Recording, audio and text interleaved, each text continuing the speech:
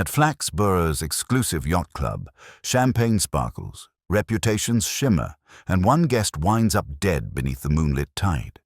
Inspector Purbright must navigate egos, lies, and a sea of alibis. Welcome to Shadow Evidence. Before we begin the mystery, prepare your mind. Every riddle has its keeper, and every answer waits in the shadows. What detective do you admire most?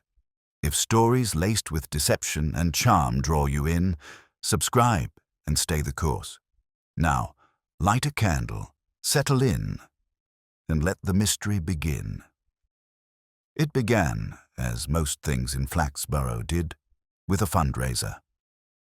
The mayor's annual regatta luncheon, held in the upstairs function room of the Flaxborough Yacht Club, was proceeding with all the damp cheer expected of an event where nobody actually owned a yacht. Slices of ham glistened under cling film. A raffle basket, donated, though never quite confirmed by whom, perched on a trestle table between a sagging bunting of miniature Union Jacks.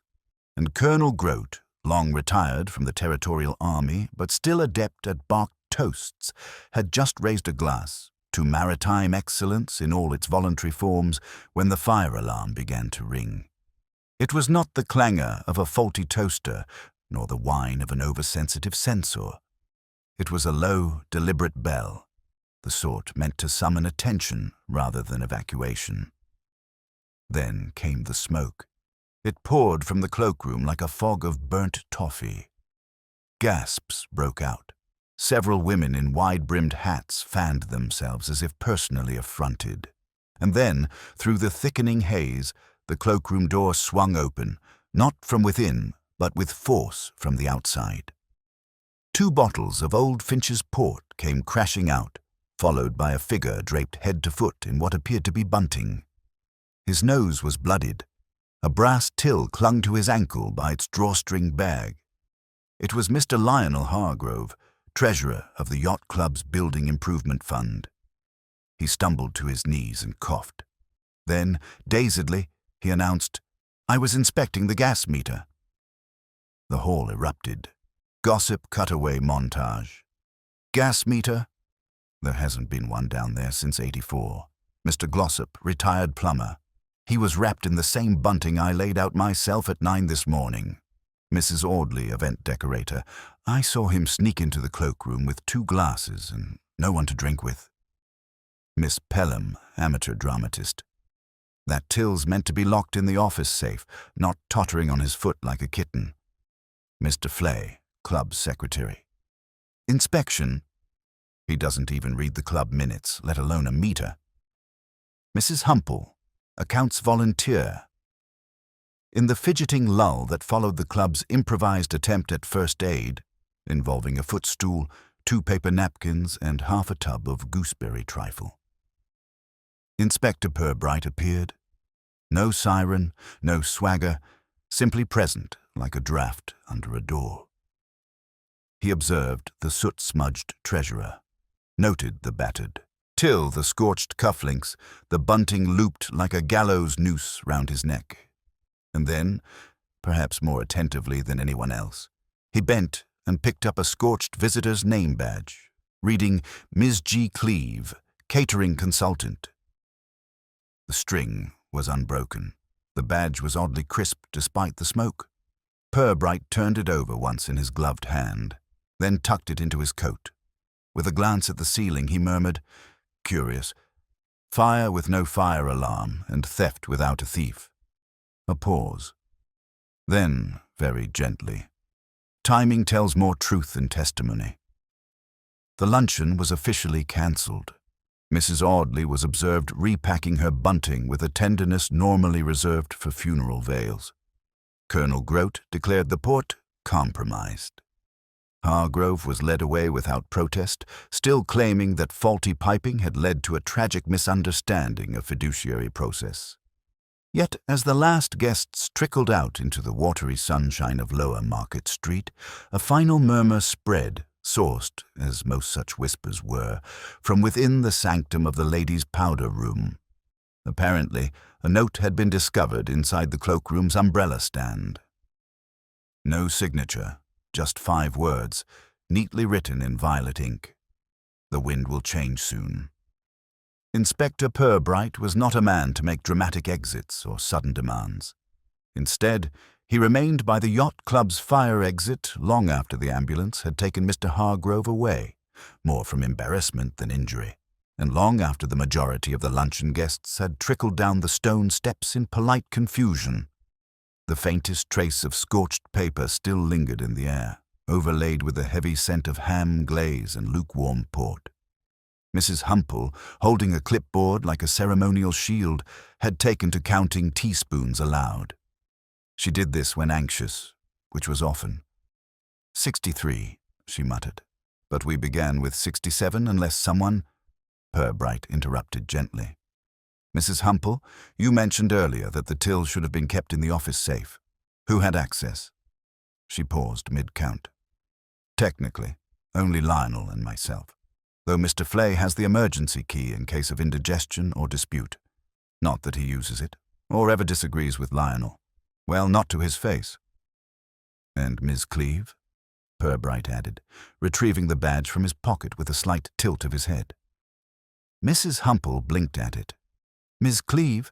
I don't know her. Catering's been handled by Miss Blodwin for years. There's no consultant. At least, none we've paid. She frowned. Unless she came with a raffle hamper. Purbright nodded once. Strange to leave a badge behind.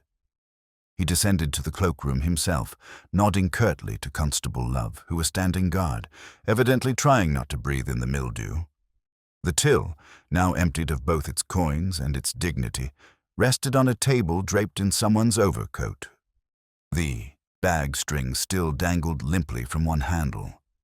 On the wall behind it, the soot left a faint outline around where a fire extinguisher had once been mounted. It was now on the floor, upright, its nozzle wiped clean.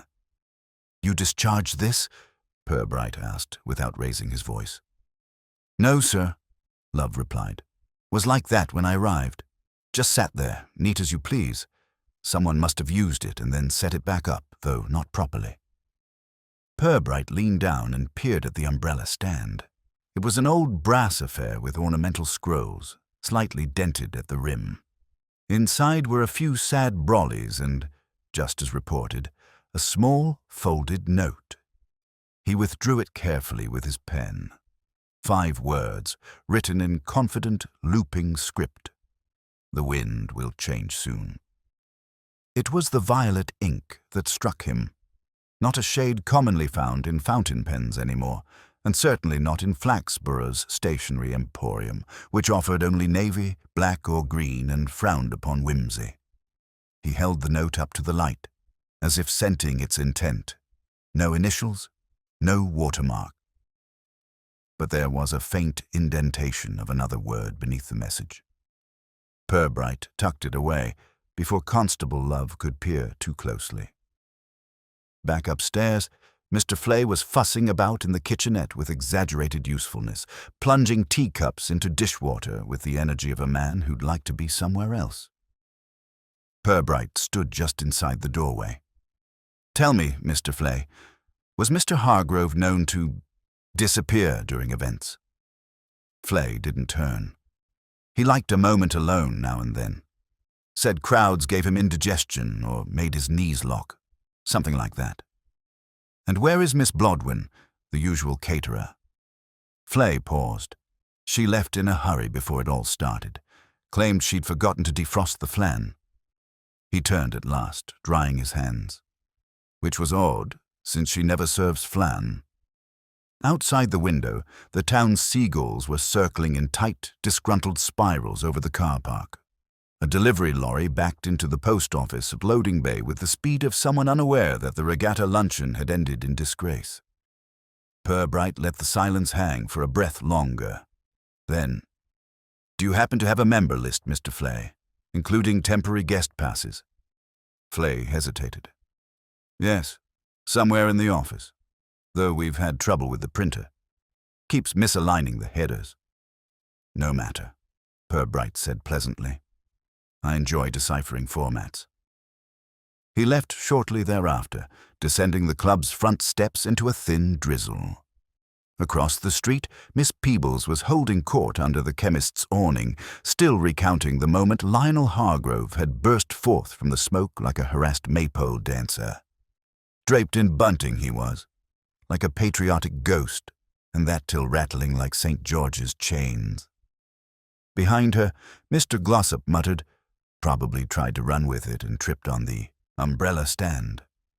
"I say it's sabotage," said another voice. Possibly the undertaker's apprentice, though it was hard to tell behind the muffled scarf. Something to do with that development Grant Lionel mentioned at the last council tea. Purbright allowed the words to pass over him, absorbed but unacknowledged. Instead, he turned down a narrow alley between the bookshop and the Baptist Mission Hall, following a trail of cigarette ash and flower petals. Leftovers from the morning's wedding rehearsal, now displaced by gossip. He came to a door marked Miss Blodwin Catering, Appointments Only, and knocked once. No answer. He knocked again. The blinds in the upper window twitched but didn't lift. He reached for the door handle. Locked. From the side alley, a second door, partly ajar, creaked softly in the wind. Purbright didn't enter. He simply stood there, noting the scent of scorched paper again. And something else. A trace of sharp vinegar, possibly from a broken jar. On the stoop, discarded and crumpled, lay another name badge. This one said, Mr. T. Bracewell, insurance consultant. He picked it up with his pen. The clip was broken, but more notably, the ink on the name had bled slightly. Not from rain, from heat. The badge between Purbright's gloved fingers bore a peculiar smudge, not from soil or rain, but something more intimate. A faint ring of white powder dusted the plastic corner where the ink had bled. He tilted it toward the grey afternoon light and saw what might have been a print, thumb or forefinger, left hastily and slightly skewed. There was no sign of Mr. Bracewell, self-proclaimed insurance consultant, nor of anyone inside the catering office. The side door creaked as if it wanted to say something, but remained stubbornly uncommunicative. A box of empty vinegar jars leaned against a splintered crate of unlabeled tins, none of which Miss Blodwin, to Purbright's knowledge, had ever served at any municipal event. He left the stoop untouched and made his way back to the station. Flaxborough's streets were softening now into their post-luncheon lull, save for the occasional outburst from the haberdashery, where Mrs. Elm had reportedly discovered several reels of ribbon marked Royal Occasion that were, scandalously, cream and not ivory. At the station, Sergeant Love had compiled a list of names from the guest sign-in book retrieved from the Yacht Club. It bore all the familiar monikers, Grote, Humple, Flay, and a handful of neatly printed additions. Ms. G. Cleave, catering consultant, Mr. T. Bracewell, insurance consultant, and, rather more intriguingly, Miss R. Skelton, charity evaluator, each written in the same looping handwriting. Purbright tapped a finger against the list. Charity evaluator? Love squinted at the scrawl. Might be chastity educator. Hard to tell. G's and C's are nearly the same. That would be a more unusual booking for a regatta. Luncheon, Purbright replied, but let's assume benevolence until the contrary is proved. He asked that the ink samples from both name badges be collected and compared, and dispatched Love to quietly determine whether any of these consultants had made appearances at other civic gatherings recently, without alerting the gossip mill into a frenzy. In the meantime, Purbright took the liberty of dropping by the Flaxborough Echo, where Miss Dora Feeney, junior society columnist and part-time jazz accordionist, was combing through her notes on the luncheon like a tax investigator in a confessional.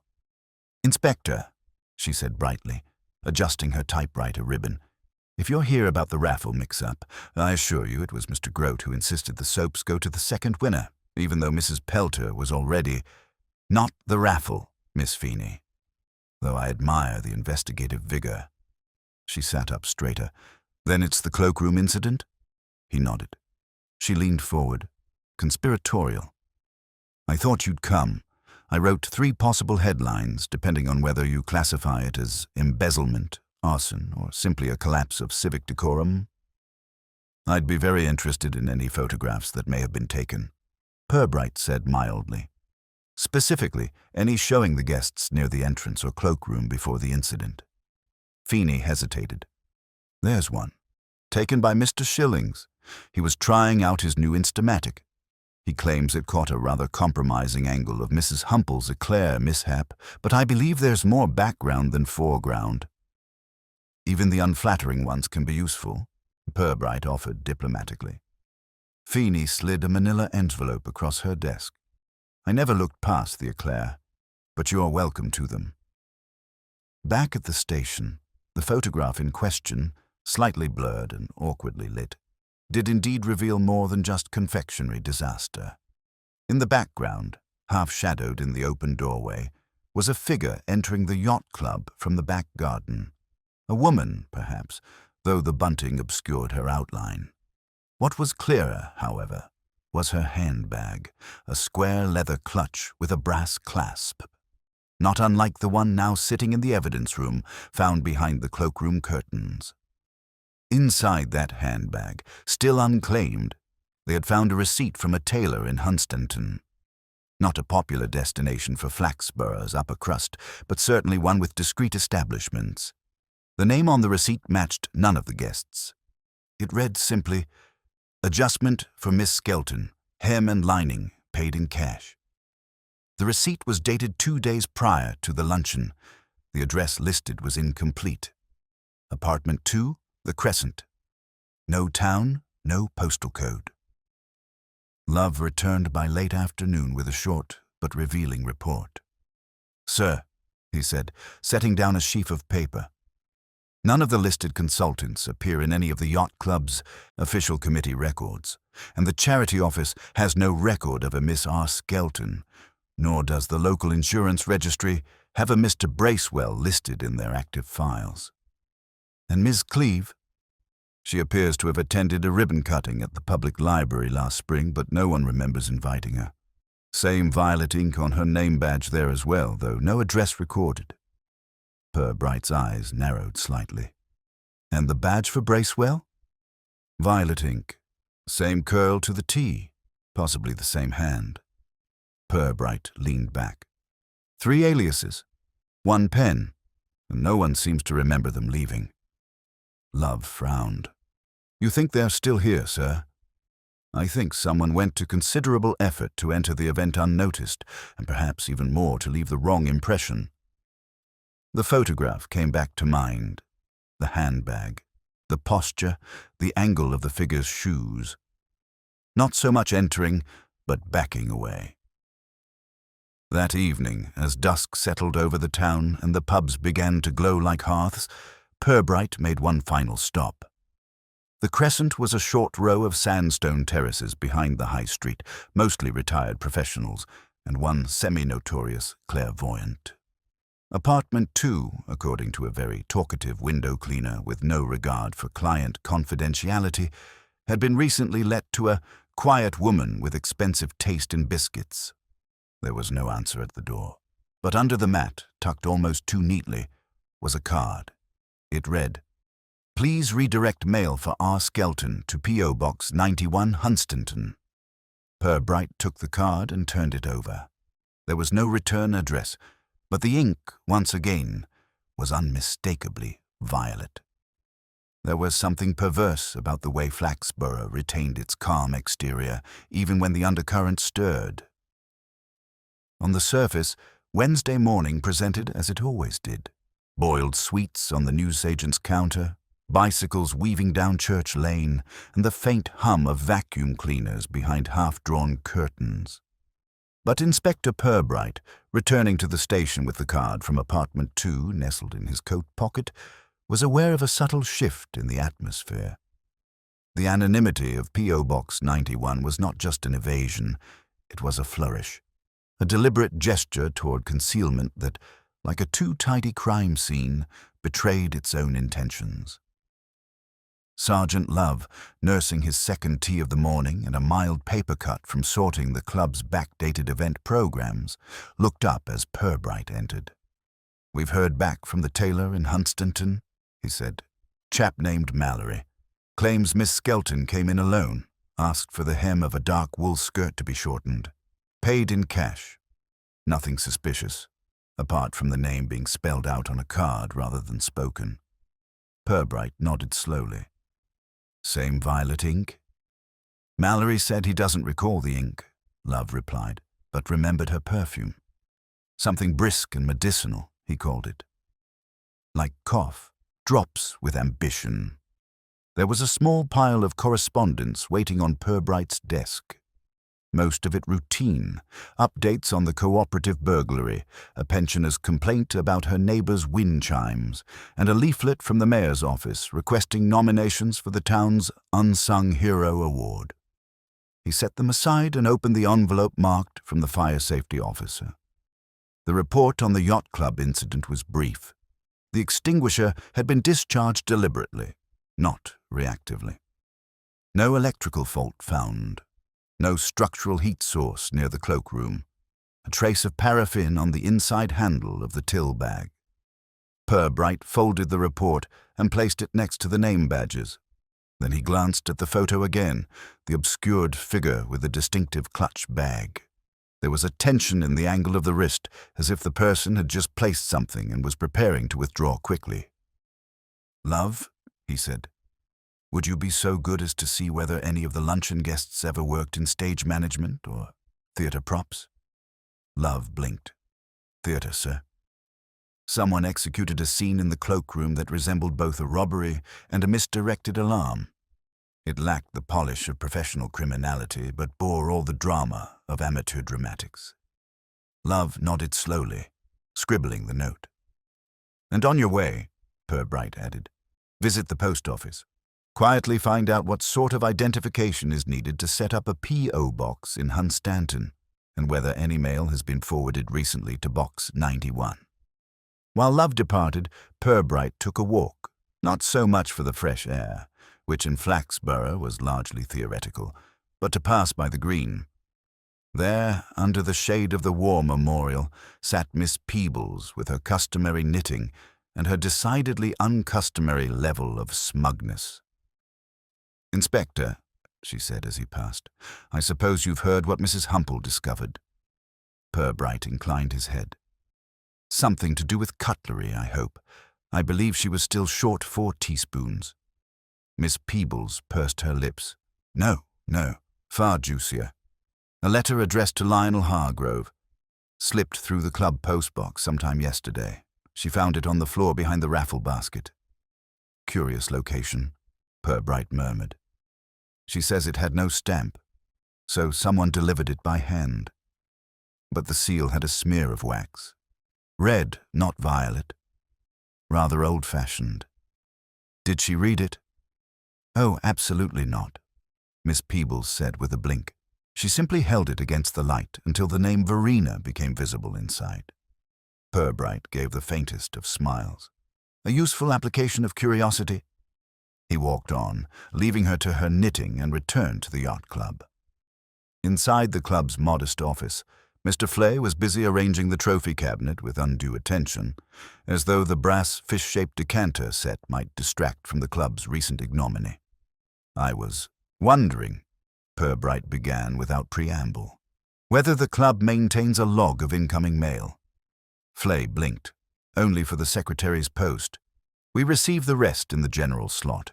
Nothing very personal, usually. Just circulars, invoices, and the occasional misdelivered birthday card." "Is Verena a name you're familiar with?" "Verena." Flay furrowed his brow. "There was a Verena Shittock who used to run the Marina bar, but she married a dentist and moved to Leeds." "Could she have had cause to write to Mr. Hargrove?" "I shouldn't think so. He always found her service aggressive, if I recall." Purbright didn't press the point. But on his way out, he stopped again at the cloakroom and examined the inner lip of the umbrella stand. The brass had been scrubbed, yet a faint residue remained, a waxy ring with a slight reddish tint. He returned to the station to find Love waiting with 2 pieces of information.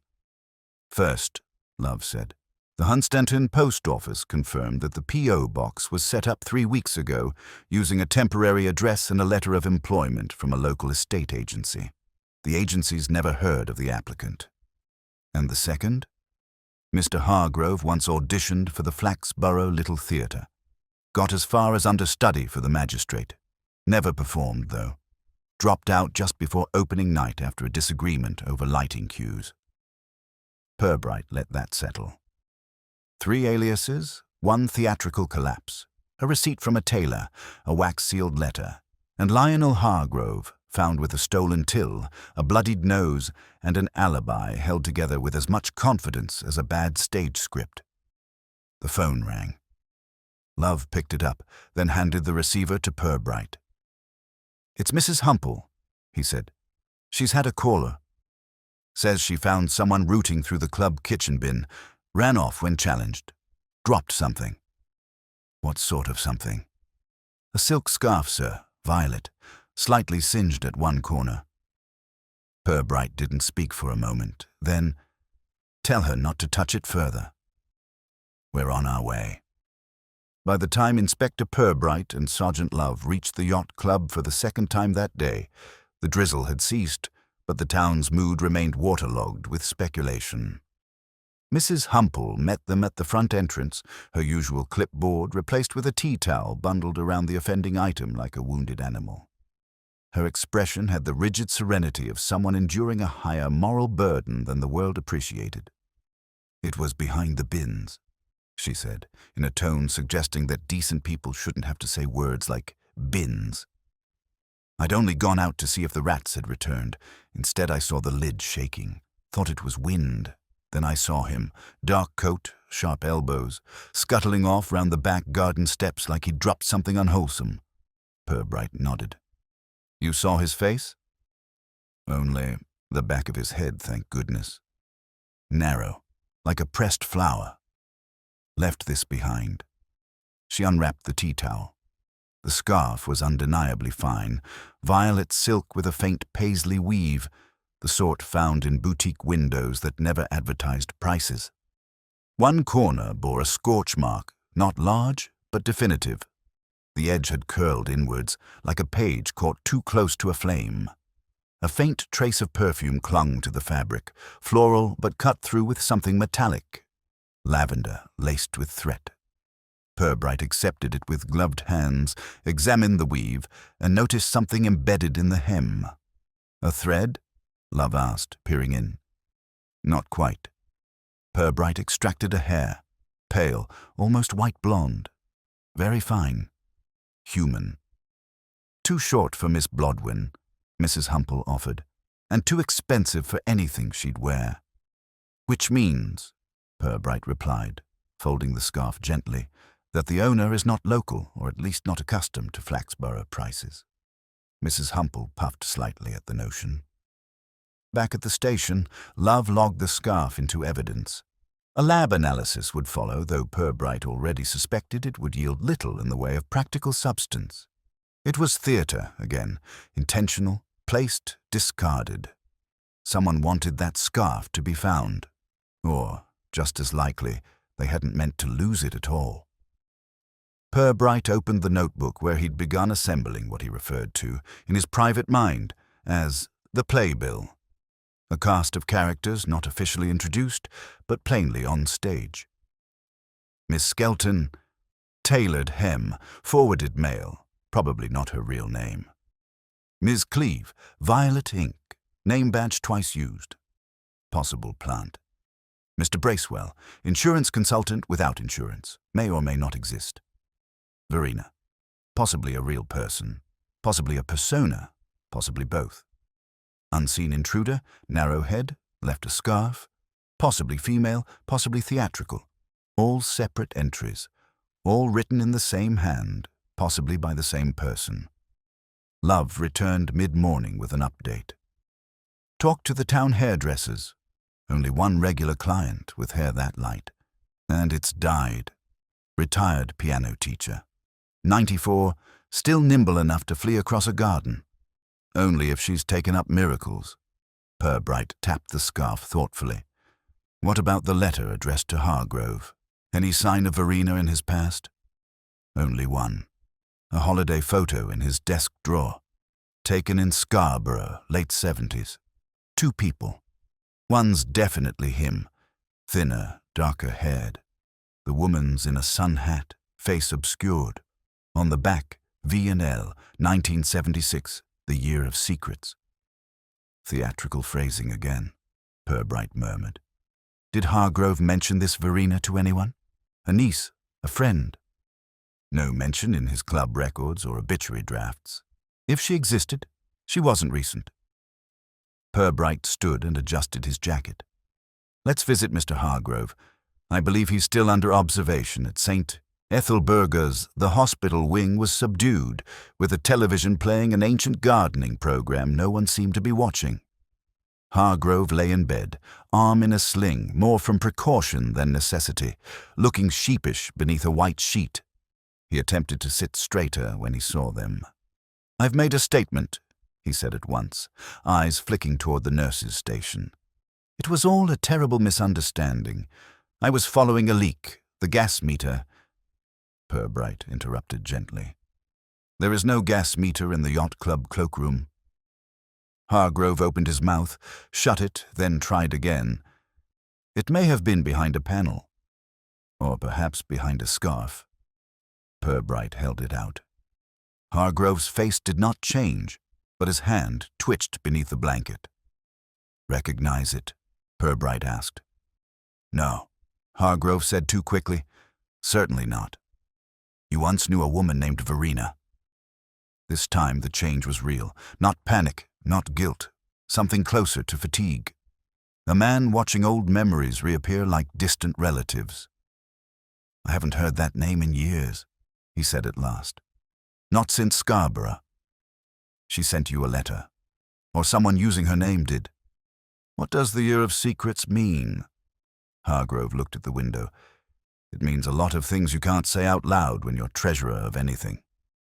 Is it possible, Purbright asked, that someone is using your connection with her to frame you? Frame? Hargrove snorted. What's left to frame? The club's barely solvent. I've used my own money to keep the bar running during winter. If I'd stolen the till, I wouldn't have picked such a public performance. You collapsed at the moment of smoke release. Were you expecting something else? There was a long silence. Then, I thought there'd be a letter in the till. From Verena? Number? From the person pretending to be her. Purbright straightened. So you knew the Verena of the letter wasn't real? I suspected, Hargrove said low. Verena wrote in green ink, always. This was violet. Like a stage note. It scared me, and I thought, if they'd gone to all that trouble, the message would be in the money. But there was no money. Exactly. They left him shortly after, his hands now gripping the sheet as if it might anchor him. On the pavement outside, Purbright turned to Love. Check local stationery suppliers. Ask who's bought violet ink in the past month. Love hesitated. We only have one. Mrs. Gilbard's Emporium. Then we'll begin there. And what do we ask her? Purbright's reply was quiet, almost absent. Ask if anyone's purchased writing supplies lately, who didn't seem particularly interested in writing. Mrs. Gilbard's stationery and fine haberdashery stood between the tobacconist and the model train shop on Market Street, its dusty window display offering a proud glimpse of quill pens, pastel notebooks, and packets of monogrammed writing paper so precisely arranged that disturbing them felt tantamount to theft. A faint scent of cedar and lemon polish clung to the air, an aroma both inviting and oddly oppressive. When Purbright and Sergeant Love entered, a small bell tinkled above the door like a polite cough. Mrs. Gilbard herself emerged from behind a stack of catalogues with a look that hovered somewhere between professional curiosity and undisguised suspicion. She wore gloves indoors, not from cold, but as a declaration of standards. Inspector, she said crisply, folding her hands. Has someone been forging library slips again? Nothing so daring, Purbright replied. We are following a thread involving violet ink. Mrs. Gilbard blinked slowly. Violet, you say? We don't stock much of it. The demand is minimal. Still, we had a box of 10 cartridges from the Dorian range. Fancy French brand, too dear for school children. They arrived 2 weeks ago, sold out last Friday. Love had his notebook out. Do you remember who bought them? Mrs. Gilbard gave him a look usually reserved for wayward punctuation. Sergeant, we are not a grocer. I don't keep customer logs. But I remember buyers, particularly when they linger. This one did. A woman. Late 30s. Not a local, I'd say. Neat coat, brown leather gloves. Asked about paperweights, but barely listened to my answers. Bought the ink and left. No address given. Did she sign a payment slip? Purbright asked. Paid in cash, Mrs. Gilbard said, faintly offended. Tucked it away quickly. I remember her bag, black with a twist clasp. No brand, but good leather. Hair? Red, or possibly auburn. Too carefully arranged to be natural. Purbright's gaze sharpened, but his tone remained gentle. Did she touch anything else? Everything, Mrs. Gilbard said sourly. Flicked through the embossing samples, tested 2 fountain pens, even handled the wax seals, left the stag emblem tray facing the wrong way. Purbright nodded. Thank you. That's quite helpful. As they stepped outside, the bell gave another reluctant chime. Could be Verena, Love offered. Or whoever's playing her. More likely, Purbright replied. She's playing all the parts. The scarf, the badges, the letter, it's not one story. It's several threaded together. They returned to the station to find a small parcel waiting on Purbright's desk. The label was handwritten, the return address given only as Box 91 Hunstanton. No postmark, delivered by hand. Inside was a single sheet of ivory paper, folded in quarters. No envelope. The message was written in the same violet ink. We were all on stage once. Some exits are overdue. Some applause misplaced. One final cue remains. Beneath it, nothing but a clipped line in the lower corner. -5. Purbright read it twice, then once aloud to Love, who frowned deeply. She's threatening someone, or several someones. She's performing, Purbright said, setting the note aside. Each message tailored to its recipient. The scarf to Humple, the till to Hargrove, the badge to us. Every step reveals a little, conceals more. Love folded his arms. But why? Why stage this mess at the luncheon? Perhaps the audience was right, Purbright murmured. Perhaps the show was for us all along. He stood and crossed to the map pinned on the wall. A modest sketch of Flaxborough's layout, studded with pins and notations. He placed a new marker at the Yacht Club, another at Mrs. Gilbard's, and a third at apartment 2, the Crescent. A rough triangle. At its center, nothing more than the public library. He tapped it once. The spring event Miss Cleeve supposedly attended was there. There may be a thread we've overlooked. The library was cool, its air thick with the quiet rustle of reference cards and the soft scrape of trolley wheels. Miss Entwistle, who had overseen its contents since before decimalization, greeted them with something approaching caution. No overdue books, I hope, she said, her glasses glinting. Only overdue explanations, Purbright replied. We're looking into the guest list from the library's ribbon-cutting event last spring. Specifically, whether a Ms. G. Cleeve appeared. Miss Entwistle pursed her lips. I recall the event. Mr. Glossop gave a speech about digital cataloging, then knocked over the biscuit tray. We had perhaps 30 guests. She produced a slim blue ledger from a drawer and laid it on the desk. The sign-in sheet was incomplete, but one entry stood out. G. Cleeve, Hospitality Oversight. The handwriting matched the Yacht Club badge. She wasn't expected, Entwistle murmured. But she brought biscuits, Viennese whirls. Everyone thought she was from the council. I don't believe she stayed the whole time. Did anyone speak to her? Only Mrs. Twigg, I believe. She made a remark about the quality of her coat lining. Do you remember what she looked like? Brown gloves, hair like warm sherry, rather intense eyes. She reminded me of a head mistress who'd taken up acting. Back outside, the clouds had begun to thicken. A smell of damp soil lingered on the breeze. Purbright walked in silence for some distance, Love following with visible unease. So she's been weaving her way through Flaxborough's calendar, Love said at last, turning up, then vanishing, and nobody thinks to ask why. Because she never takes center stage, Purbright replied. She appears just long enough to be helpful, then fades before the second act. She doesn't need to belong, just to be remembered vaguely. Back at the station, a new message awaited on the answering machine. A voice, female, precise, left no name. If you want the final act, you'll find it behind curtain number 1. Before dusk, then a click, Love played it back twice. Curtain number 1. What does she mean? Possibly theatre, Purbright said slowly, or symbolic. But if she's escalating, it won't be abstract for long. They didn't have to wait. 10 minutes later, Constable Slat rang in from the old town hall. A fire, he said breathlessly. Minor, thank heavens, but deliberate. Someone torched the backstage curtain in the upstairs hall. It's the old amateur theatre wing. Nobody's used it in years. Anyone see who did it? No, sir. But someone left a chair propped against the exit, like they wanted the smoke to linger. Any notes? 1. Purbright waited. Slat read it slowly. Bravo. Exit stage left.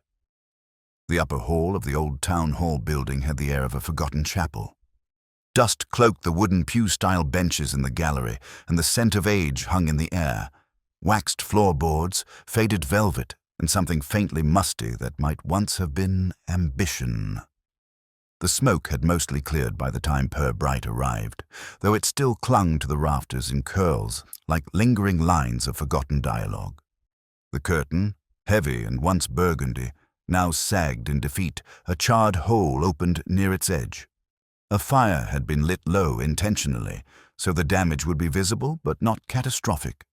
An image, not an arson. The symbolism was too deliberate for accident.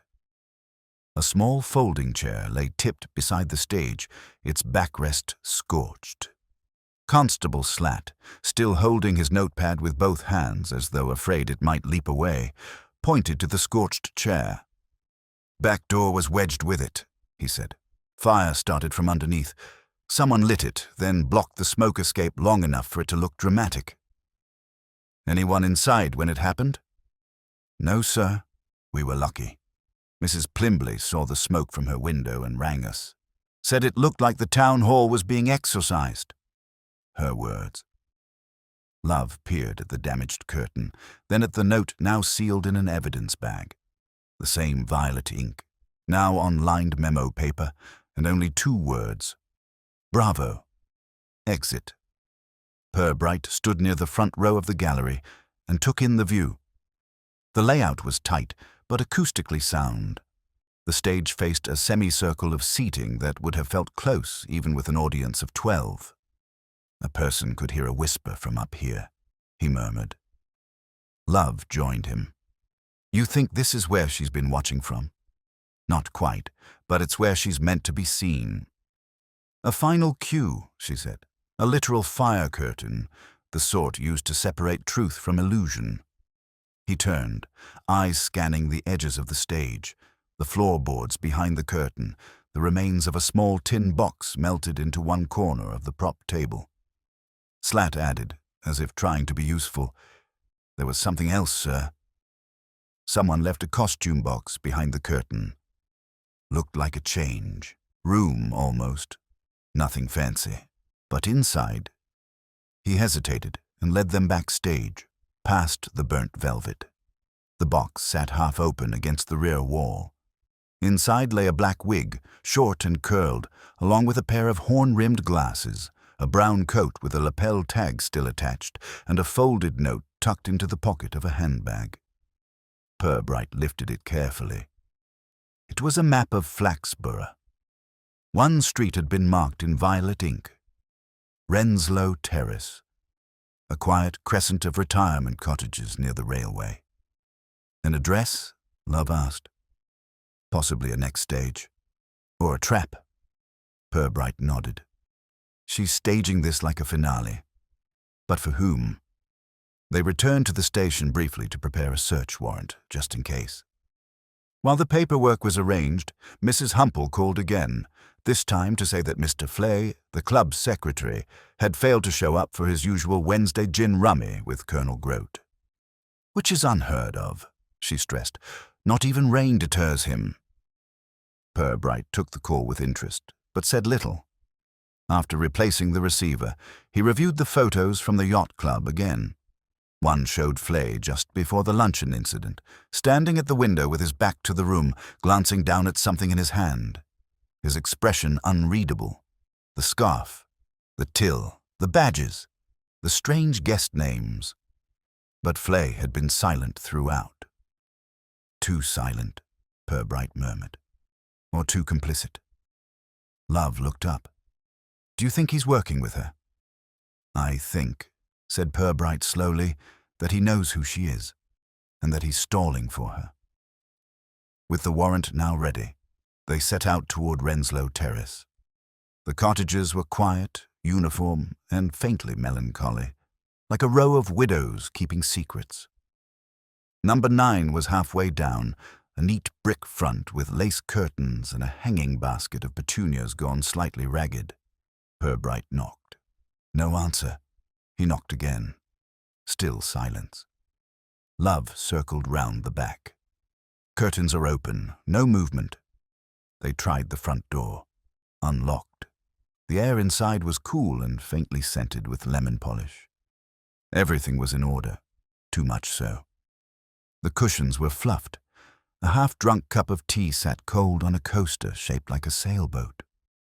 Someone wanted this to look paused, Purbright said softly, as though she stepped out for bread. In the small bedroom at the rear of the cottage, they found a wardrobe filled with costumes, jackets, scarves, wigs, shoes, all modest, all just different enough to avoid recognition. And on the dresser, a small wooden box with a false bottom. Inside, more badges. Miss G. Cleave, catering consultant. Mr. T. Bracewell, insurance consultant. Miss R. Skelton, charity evaluator. Mrs. V. Partridge, regional compliance. The same name beneath all roles. V. Malsun. Purbright turned to Love. She played them all. And no one noticed. Because each performance was forgettable on purpose. There was a single framed photograph on the dresser.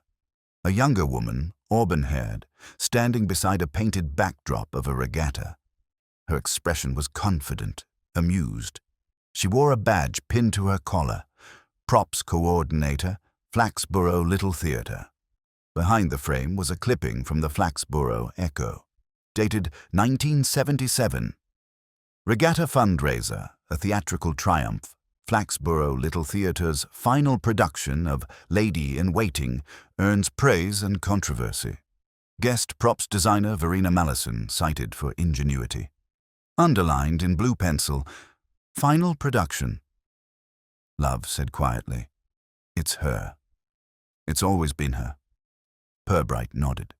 Everything she's done is tied to that last performance. She's rewriting an old play, and we're still in the second act. They searched the rest of the house, but found no one. Just a final note, resting neatly on the kitchen table.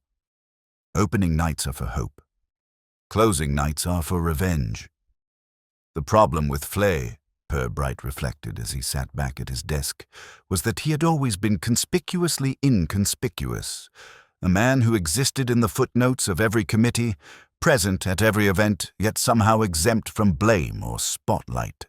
But now, with the photograph freshly printed on glossy stock and hand-delivered to a sealed theatre room, It was clear someone had been watching him more closely than the police had.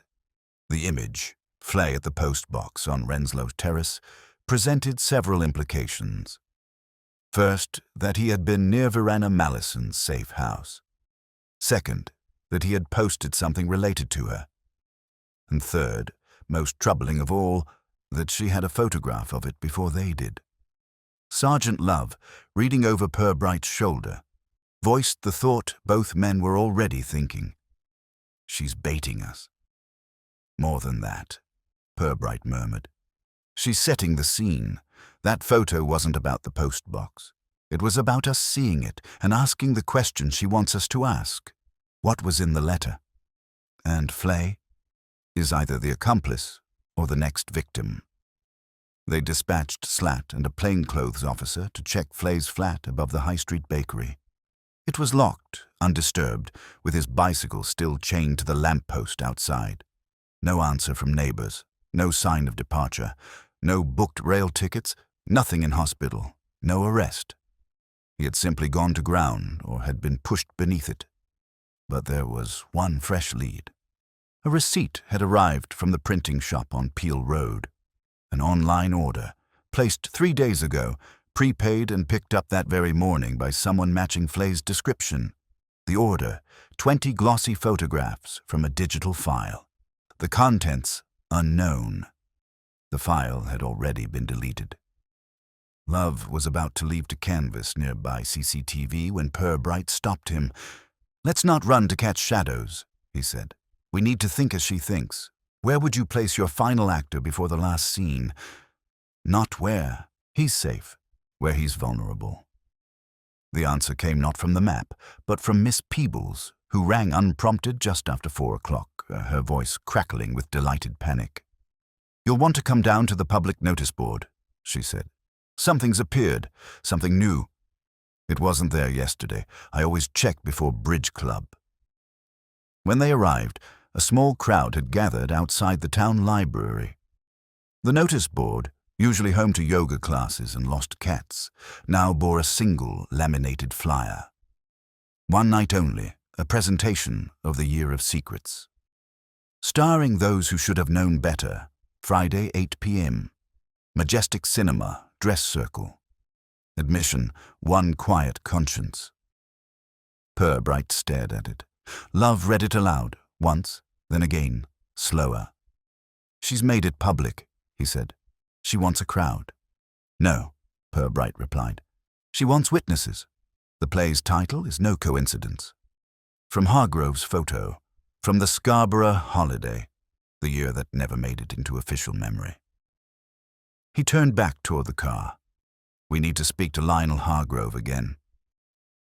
At the hospital, Hargrove looked worse than before. Less bruised, more worn. The sort of face that had run out of ways to resist its own reflection. When Purbright placed the flyer before him, Hargrove flinched but didn't feign confusion. "She's doing it," he said softly. "She's really doing it." "What happened in 1976? Purbright asked. Hargrove pressed a hand to his temple. "It wasn't a crime. Not exactly. We diverted funds. Just a little. From the regatta fundraiser. There were supposed to be improvements made to the theatre. Seating, fire exits. But we, myself, Flay, and 2 others, we moved the money elsewhere. Clubhouse repairs. Some debt we'd been covering quietly. Nothing malicious. Just misdirected priorities." "Did Verena know?" "Not at first. She found out later. After the production, after it was too late to stop it." "Did she confront you?" "She said she'd write a letter to the paper. Name names. But we talked her down, or thought we did. We offered her the props manager title permanently. Made promises. That was the last I saw her. She left town. Without a word." Hargrove shook his head.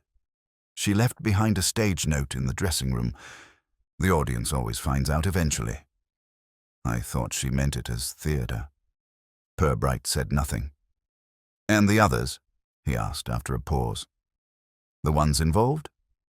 "Grote, of course. He chaired the funds committee. And Flay, the fourth, Rowena Skelton, she disappeared not long after Verena, said she was tired of the gossip. Purbright turned to Love. She's taken their names, reworn them like costumes. She's not just calling out the guilty, she's becoming them. Back at the station, the evidence board now looked more like a playbill. Verena Mallison, props designer turned avenger, had threaded herself through Flaxborough's institutions like a needle. The badges, the letters, the performances, all culminating in Friday night. Slat returned with news. The Majestic's side entrance had been found unlocked again. Nothing stolen, but someone had clearly been inside. In the upstairs dressing room, long disused, there was a new item, a mirror, wiped clean, with a line scrawled in violet ink across its base. The understudy is ready. Flay, Love whispered. No, Purbright said quietly. Us. By Thursday evening, Purbright had given up any pretense that they were in control of the narrative. Verena Mallison, if that was even still her name in truth, was pulling strings too carefully, too precisely. The play had been cast, the acts ordered, and now the detectives themselves were being directed, each movement drawn toward a culmination they had yet to see. The Majestic Cinema was closed to the public, but by arrangement with the town council, a discreet team had been stationed at both entrances. The dress circle, recently dusted and cleaned in anticipation of the supposed performance, now served as the focal point of a surveillance plan that was both subtle and flexible. Cameras were concealed behind the projection booth's old glass pane, microphones arranged around the velvet seating. Every angle would be watched. No stage actor had ever been observed more carefully. She won't arrive early, Purbright told Love quietly as they stood on the balcony level late that night, surveying the empty room. She'll wait until her timing gives her the greatest impact. The key is the first moment she speaks, if she even intends to. Do we think she'll expose Flay or protect him? Purbright was silent for a moment. I believe she intends to expose the entire cast, which includes herself. In her mind, Purbright replied, she was never off stage, just waiting in the wings. Back at the station, a message had been left on the answering machine. Same voice. Calm, amused, but this time touched by something warmer, perhaps melancholy. Final reminder, 8 o'clock sharp. Attendance is not optional. Dress for clarity. Love played it back 3 times. She's not taunting anymore, he said. She's rehearsing her goodbye. We'll be there, Purbright said, pocketing the tape. She knows that, but the question is whether Flay will be. The following morning, a breakthrough arrived from an unlikely source, Mrs. Peebles again, who had been quietly researching, as she called it, in the Echo archives. Her voice, when she rang, trembled with both horror and excitement. I found something you'll want to see, she said. It's from 1977, unpublished. The editor spiked it. But the junior reporter kept the draft and notes. He'd filed a story on the fundraiser accounting before Verena disappeared. Purbright and Love made their way to the Echo building, where Miss Feeney, eyebrows arched like sails, handed them the yellowed copy from a box labeled Embargoed Missy. The headline draft read, Yacht Club Funds Questioned, Theatre Grant Misapplied, Say Sources. Below it, the story named no names but clearly implied impropriety. A handwritten margin note, however, listed initials, LH, EG, FF, RS, EG, Colonel Grote, FF, Flay. The final note read, VM declined comment. Expressed frustration, said, truth won't stay buried if it's painted bright enough. That line again, Love murmured. Painted truth. Purbright folded the page, the puzzle beginning to settle. She warned them, she threatened exposure, but no one listened. So she's done what every playwright dreams of, made an audience out of those who once ignored her. At 5:30 p.m., 2 hours before the scheduled performance, a woman was spotted entering the majestic side door. Slat and one officer followed at a distance, only to find the theatre seemingly unchanged. No sign of entry. The door had been left unlatched. Nothing had been taken, but a fresh note had been pinned inside the dressing room mirror. It read, "The scene begins when the last apology fails." Below it was a single name, carefully lettered, Francis Flay. Purbright and Love arrived within the hour. The atmosphere inside the cinema had grown taut, charged not with panic, but inevitability, the sort of hush that fell over audiences in the seconds before a stage curtain rises. "Begin seating guests discreetly," Purbright instructed. "Only those who were there in '76. Grote, Hargrove, Flay if we can find him. No one else unless she invites them. This is her reckoning." At 7:15, a call came in from a fishmonger's van parked near the marina. "A man sleeping rough in the back," the driver said. "Looks like he's been hiding there a day or more. Doesn't seem well." It was Flay. Purbright arrived at the van to find him half-curled in a nest of plastic boxes, his coat stiff with salt and sweat, face drawn, but not entirely surprised. "She said it was all for the truth," Flay rasped. "But this isn't truth. It's theatre." "Truth told through theatre can still hurt," Purbright said gently. "She said we stole her life." "Did you?" Flay closed his eyes. "We laughed. We called her dramatic. She begged us to come clean, to fix the ledger. But Grote said people forget. And Lionel said we'd blame the council. I just typed the letters. Voted aye." "She's not asking for punishment," Purbright said. "She's asking for acknowledgement." At 7:45, Flay was seated in the dress circle. Grote arrived next, confused but combative, claiming the invite was for a Rotary commemoration. Hargrove followed, pale but quiet. Mrs. Humple had been left out, likely deliberately. Then, as the clock ticked toward 8, the room darkened. A soft spotlight from the projector booth clicked on, illuminating the small stage. A figure stepped forward, not in costume, but in ordinary clothes. Hair swept back. No scarf, no mask. Verena Malison. She said nothing at first. Let the silence stretch until it belonged entirely to her.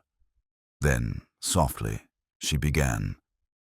"Good evening. Welcome to the Year of Secrets. No tickets are required. The only cost is memory. The only promise, nothing hidden stays buried forever." Verena stood at the edge of the spotlight, not quite centered, her fingers gently brushing the hem of her jacket, a gesture of deliberate restraint rather than nervousness. She had crafted every word, rehearsed every breath, but she allowed herself one pause, long enough for each face in the dress circle to shift, to settle, to remember. Hargrove sat rigid, one hand resting atop his cane. Grote, in a suit that smelled faintly of mothballs and denial, shifted restlessly, his eyes darting toward the exits. Flay, pale and quiet, stared at the edge of the stage as though trying not to be seen, or perhaps trying not to see. "I won't bore you with recitations of your own actions," Verena said, her voice smooth but not theatrical. "You remember them better than I do. All I had was the aftermath." Her eyes passed over them, deliberately avoiding the darkened box where Inspector Purbright sat. "In 1976, a fundraiser was held. You raised money for the town theatre, its restoration, its revival. You gave speeches, you drank toasts, and then, quietly, you moved the funds elsewhere. A clubhouse, a new floor, a luncheon suite for the same men who raised the glasses." Grote shifted. There were logistical reasons. Verena didn't even glance at him. And when someone raised concerns, when someone asked questions, they were laughed out of meetings, or given titles without authority, or encouraged to leave quietly, which I did. There was no trace of bitterness in her tone, just precision. But I didn't forget, and neither, I suspect, did any of you. She stepped to a small lectern positioned at the front of the stage. On it sat a black folder. She opened it slowly. These are the original invoices for the regatta fundraiser, the ones you never filed. And here, she tapped a second sheet, are the grant terms.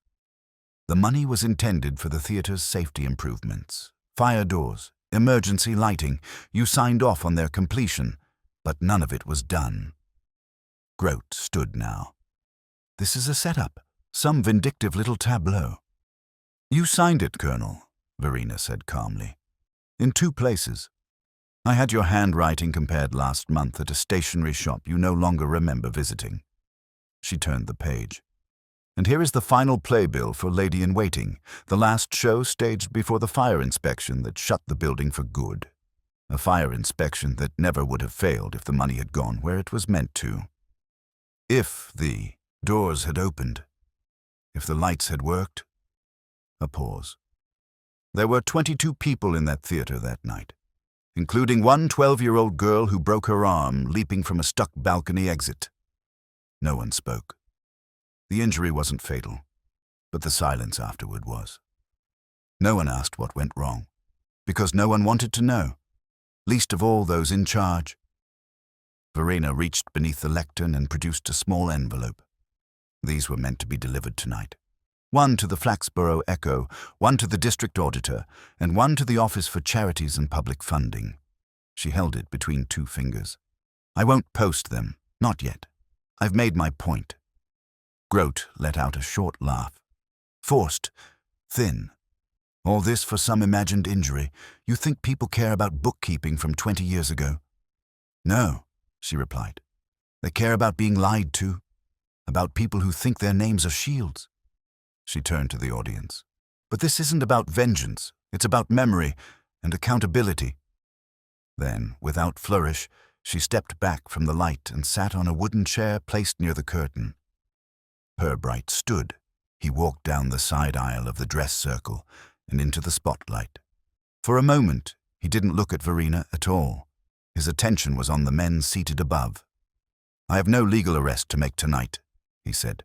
No warrants, no cuffs. But what I do have are statements now on record. Records of misused funds, forged entries, and public misrepresentation. He turned to Grote. Colonel, you'll be expected to resign from all council duties within the week. To Hargrove, you will provide a written statement by morning. To Flay, you will give a complete account of the vote and everyone present. And what if we refuse? Grote snapped.